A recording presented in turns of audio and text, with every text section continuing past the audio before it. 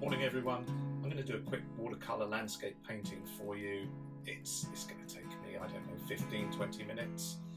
As I go through it, you'll notice that I'm going to keep the explanation and the teaching to a minimum. And that's because as I go through it, I'm going to highlight 10 specific areas, skills, techniques if you like, and then I'm going to cover those individually in 10 separate videos in a lot more detail. The scene I'm going to paint is a view from Devil's Dyke, which is a popular tourist spot on the top of the South Downs, a range of chalk hills from Eastbourne in the east to Winchester in the west. And from the top, there's some wonderful views right across the Sussex Weald. And then tucked down just at the bottom of the downs, there's a number of wonderful little villages just sort of dotted along the edge of it, like Street, Westmeston, Poynings, Fulking. Really, really charming. I've played some fantastic cricket matches there actually. It's a beautiful place to play cricket. And it's a beautiful scene to paint, so let's get started.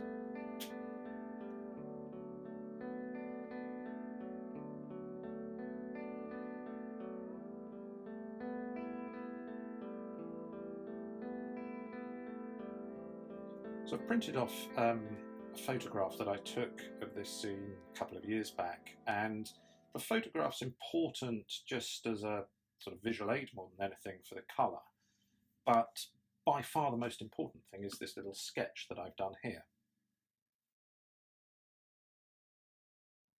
Almost every painting I do involves 4 separate stages: decisions, development, definition, and last of all, detail. So as I go through the painting, for me, the most important little map, if you like, for what I'm doing is this sketch. The main point of it is to not only work out a few ideas and decisions that I've made already, but it's to map out the tones. And the tones, the lights and the darks within the painting are by a mile the most important thing. They're far more important than colour, and it's what gives your painting some impact. And for a tonal sketch like this, I'm really only bothered about 3 separate values. The lightest, which is the white of the paper, and then the mid-tone, which is the bulk of everything, so the darker parts of the sky and the hillside and the lighter areas on the trees, they all fall into that big mid-tone shape. Then of course you've got some very, very dark areas that are in shadow, or the little trunks and branches on the tree there. And this enables me to map out those tones, and I know where they're going to come in the painting, and that's by and large what I'm going to refer to all the way through. Also, what I want to do here is lighten the sky behind the tree, just so that the contrast between the two in terms of light and dark is more acute. So I've got some pretty simple kit, it's all ready to go, and I've got my colours mixed already that I'm going to need for the sky. In fact, throughout the whole painting, all I'm going to be using is French ultramarine blue, cadmium red, and yellow ochre. And to be honest, I use these for 85–90% of all my paintings. I'll be able to get all the colours I need from these. So having made my decisions in the sketch, we now come into the development stage of the painting, and all I really want to do is put in the main colours roughly where I want them to be. It's all about setting the scene and creating a base from which to work and to move the painting forward. And of course, the biggest area to deal with here is the sky. And what I'm going to do is work wet into wet. And at this stage in a painting, that's what I normally do. I normally like to cover as much of the paper with initial colours, and that's the best way to take it forward. So I'm wetting the paper across the sky area here, so that I can just drop lots of colour into it. I'm coming down across the top of the hill. I don't mind that running down there at all, but I'm going to stop roughly where the horizon is here, and I'll show you why in a minute. I'm going to start with the blue because that'll help me to define the areas that I want as blue sky and cloud in first, letting it all run in. And now I'm going to put some quite strong, it looks strong at the moment, but it won't be. This is all going to run in together. And because I'm painting into wet water, it has the effect of diluting the paint. But I just want some warmth in here, and it's a good thing to get some good colour contrasts in, because if you know your colour wheel, you'll know that orange and blue go together very well. And I like that in the sky. It just suggests that we're getting towards evening and things are warming up a little bit. And then at the bottom of the sky here, I'm just going to paint in some warmer grey colour. And then across this area here, where the weald meets the sky, I just want to have a broken area of a brush stroke or two that suggests trees and hedges and bits and pieces going on in the distance. You'll see why I've done that. It's important to do it at this stage. The rest here I want to be soft edge, so I'll just paint that out. I'm just going to put a little bit more work into the sky. Just drag a couple of shadows across here. I'm preserving that bright area behind the main tree here. That's important, but I want to get some brighter areas of blue coming through here. Probably through here as well. It just breaks up those shapes. As you can see, it's still very wet. It's all running together, which I want. With a damp brush, I'm just encouraging these shapes to merge together. And by and large, they're sort of doing what they want to do, and I'm kind of okay with that, because that's part of the fun in watercolour, that you put the water or the paint down and it will make its own decision as to exactly where it wants to run. You know that if you tip out 100 glasses of water, you'll notice that the water ends up in an entirely different place every single time. Well, that's what happens when you paint watercolour. You have to expect that you're going to get some quite random results. Don't be afraid of it, just work with it. So the sky's started to dry up now, and all those different colours and shapes and brush strokes that I threw into the wet paper have come together. I've managed them to a certain extent, but I've also allowed them to run into places that they wanted to run into, and it's created the effect that I want, which is clouds scudding across the sky, creating that downward shape towards my focal point. So I'm happy with that. I'm still going to work on building up washes across the rest of the painting, but before I do that, I'm just going to put in a brush stroke on the side of the downs here that is a very useful way of introducing some texture, and it breaks up the monotony of the hillside. And it's a technique called dry brushing. And I'm doing it now while there's no paint here, because the paper at this point, not being painted on, is at its most resistant. And what I want is a reasonably well loaded brush of paint to move quickly across this rough surface, and it will put some texture in there that I can then glaze over at a later stage. So I need to work quite quickly here, and the brush will just hit and miss. It's running into that damp area that I painted for the sky. That's nice, but down here I'm getting some broken areas which suggest grass and just the sort of slightly gnarly nature of the side of the downs. And it looks a bit odd at the moment, I will grant you that, because there's nothing else there, but as we glaze over the top of this, it will soften it, and then you'll see why we did it. It's just a good idea to identify some areas where you want a bit of dry brushing, get them in early doors, and then once you glaze over the top, they sort of disappear a little bit and create a nice sense of texture, because that's all you really need to do here. I don't want lots of detail. I don't want every single blade of grass painted, but I want some suggestion of texture, and this is a great way to do it.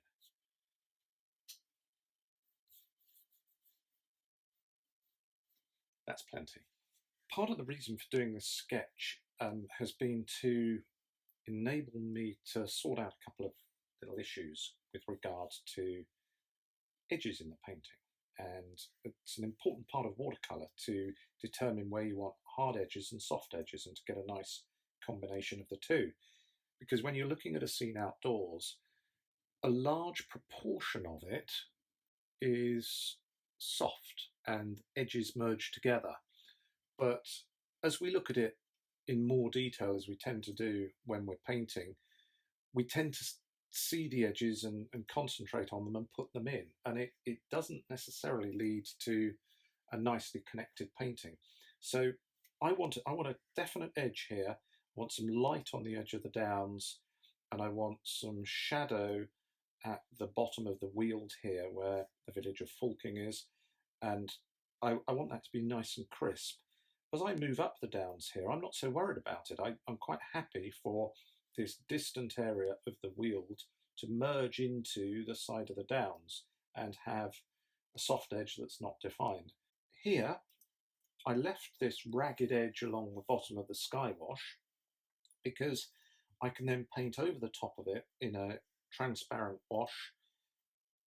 It'll start to show through and suggest that there's trees, hedges, without painting it in much detail at all. And I took that decision because at the early stage of a painting like this, every single wash that you do or every decision that you make has a consequence later on, because invariably there'll be an edge or there won't be an edge, and the transparent nature of the medium will expose that, and you have to work with it. So plan it out, think about what you need, where you need it, and how you're going to use it and incorporate it later on in the painting. So I'm painting this area here, coming down towards what will be a colour change into the downs that are much closer to us than this area here. And I'm very happy for all that to run together.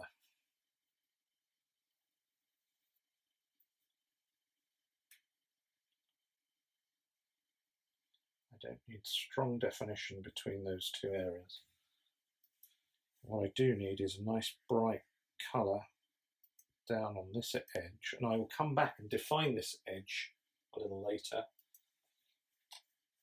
but I want that sunlit colour on the edge of the downs there. That's nice.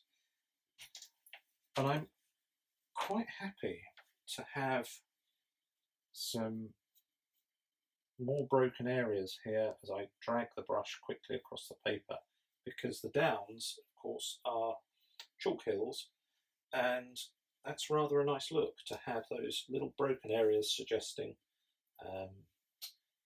chalk, little bits of stone, flint. Often you get up on the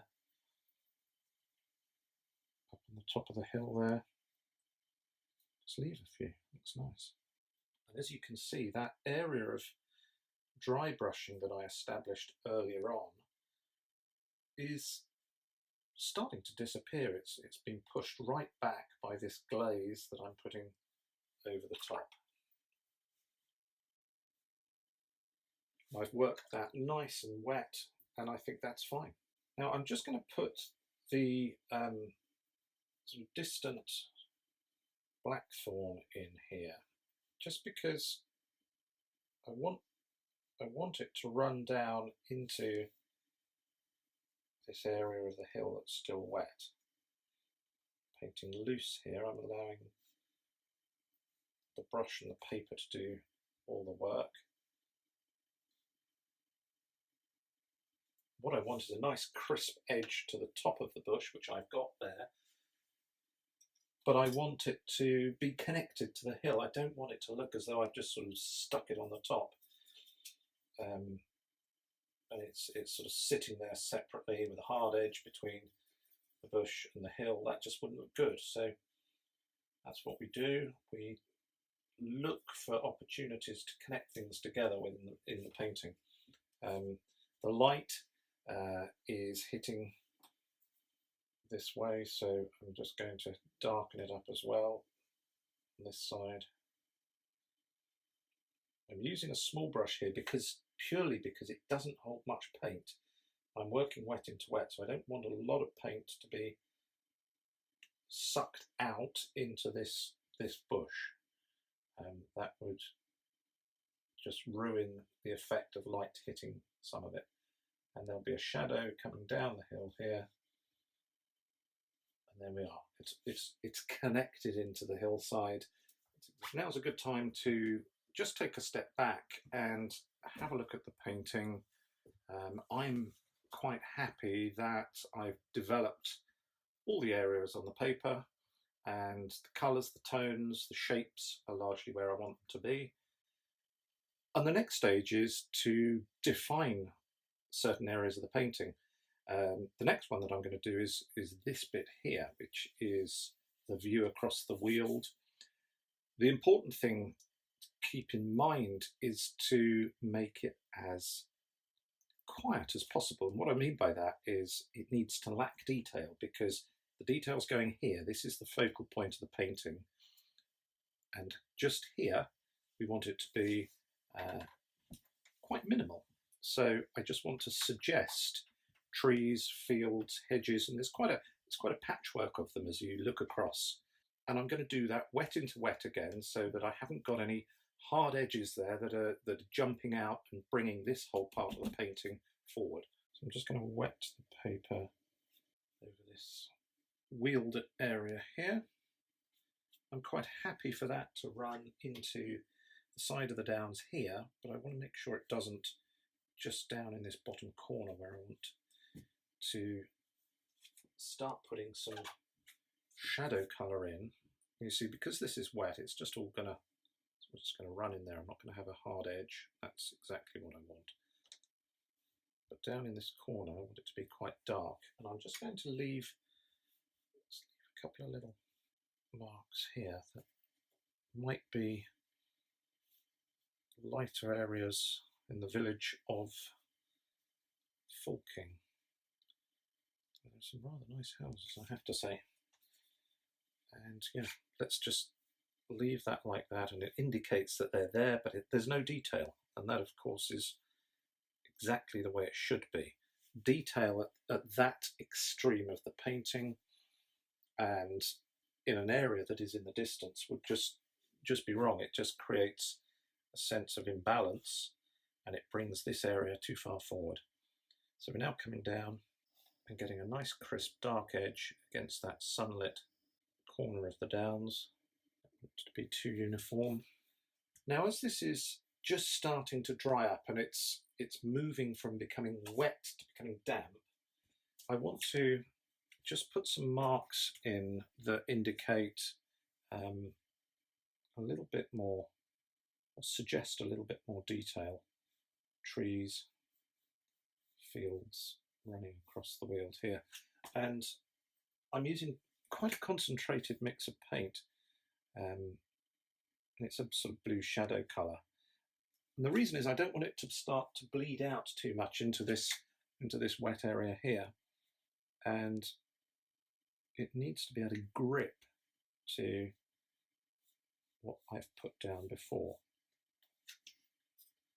So it's quite concentrated, but of course it's diluting into the wet surface.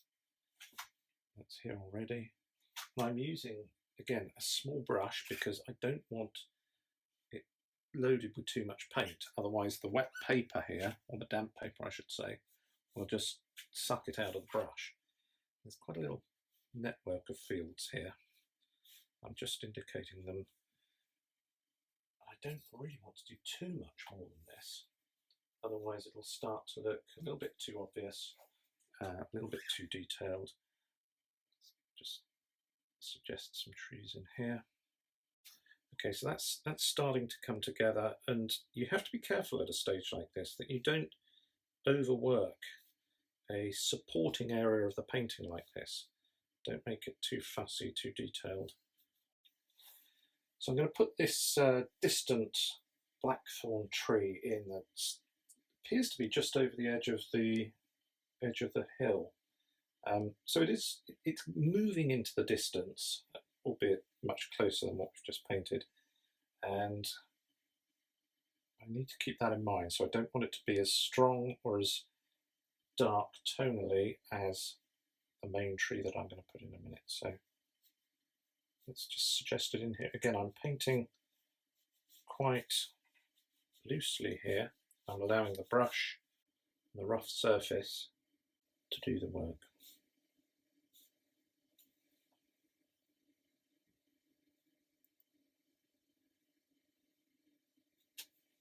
So let's put the main blackthorn tree in, and we've got this nice lit area here that I want it to contrast again. And again, I'm working this way because I want that feeling that you get, and you really do get this on the top of the downs, that everything is being sort of blasted by the wind, and that these poor blackthorn are sort of clinging on to the edge of the downs for dear life. And that's exactly the impression that I'm trying to create. So I want it all going this way, and I'm using broken brush strokes. I'm painting again in a loose style here. I'm deliberately not looking at the tree itself in the photograph because I just want to respond to what's happening and developing in front of me on the paper as I make these sort of fairly random brush strokes.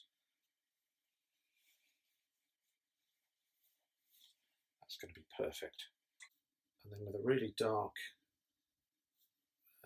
it's almost a dark blue to be honest, I'm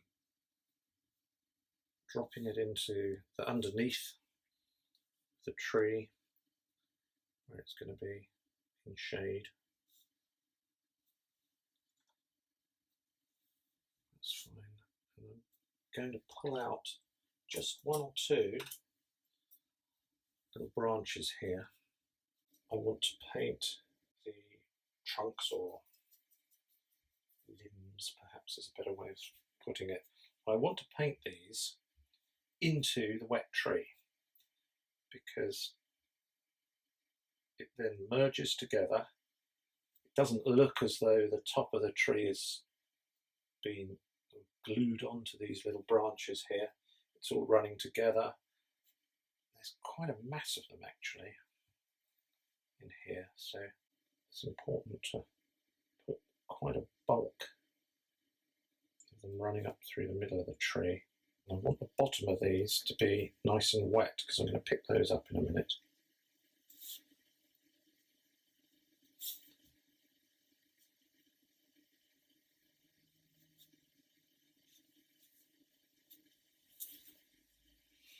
Do is just run a shadow that will fall underneath this tree so that it connects into the limbs and it feels as though this is actually growing out of the countryside as opposed to being imposed upon it or stuck on top of it. And you'll see that as I put this stroke in, which is the shadow, those trunks are just bleeding down into this blue shape, and that really gives it a great sense of connection. Connection is incredibly important in a watercolour. You don't want to have lots of little shapes that are meant to go together but just don't seem to, because it almost looks as though you sort of painted by numbers. I'm just going to vary this, put a little bit of green in. Again, not too much work here. Too much work would be a mistake. But that's just about enough. I'll go back in with a damp brush and just soften off these edges here. Now, as this is drying up, I'm going to do what I call paint in threes. This is my first area, or my first wash. That blue shadow's gone on. I'm going to then put in some slightly stronger marks as it's drying up. It just breaks it up a little bit further. So the initial wash was the first, was number 1. This is number 2. You see it's just running in there, running in together. It's creating a bit more visual interest. And again, I'm just going to let that dry up a little bit. And now my third approach to this same area is with a really, really dark brown that I'm just going to drop on top of the areas in a couple of places. And it could be anything. It's brambles and things that are growing on the side of the hill. I want them to just run into this particular area. So paint in threes, put your first wash down, vary it with another colour just as it's drying, and then as it's really starting to dry on you, put in some really strong accents, but not too much. So one down there. We're at the point now where I'm just going to step back because it's taken on the appearance of a finished painting to a great extent. And we're now into the final stage, which is detail. And there's not a lot of detail in this painting anyway, but it's important to put some in. And by taking a step back, I can have a look at it and say, okay, I'm happy with this area here. That's just nice and quiet. It's not competing with this particular area where I want the focal point of the painting to be. But maybe I can just put in a little bit more detail, a few marks that will just lift the painting and give it a little bit of zip. As you can see, I've just put in a couple of fence posts. I want to put another one in here just in front of the distant blackthorn. It just helps to knock it back a little bit. Maybe some shadows just on the side of a couple of these stones, flints, whatever they might be. It just helps to bring the painting to life. But like I said, you do too much of this, you're going to be in big trouble. And it looks as though I'm just sort of randomly putting them down, but I'm not. I'm actually thinking an awful lot about where these are going to go. I think maybe just a little suggestion of grass here.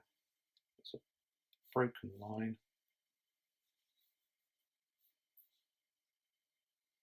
Perfect, don't need any more than that. I think the last thing I'm going to do is just suggest 1 or 2 small branches in the blackthorn here, but I'm going to keep it to an absolute minimum. In fact, I'm not even sure whether it needs it. Maybe one there.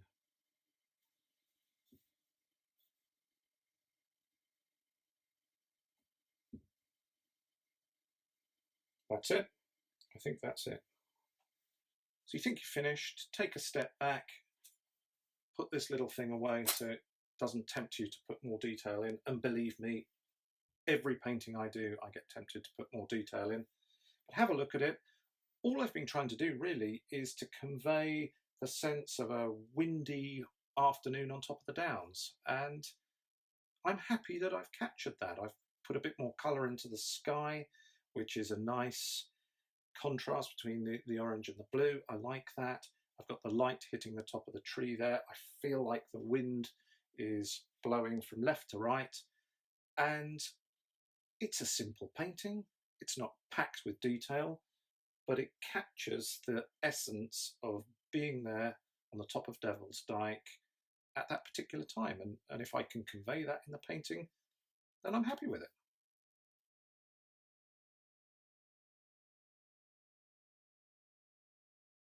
So that's it.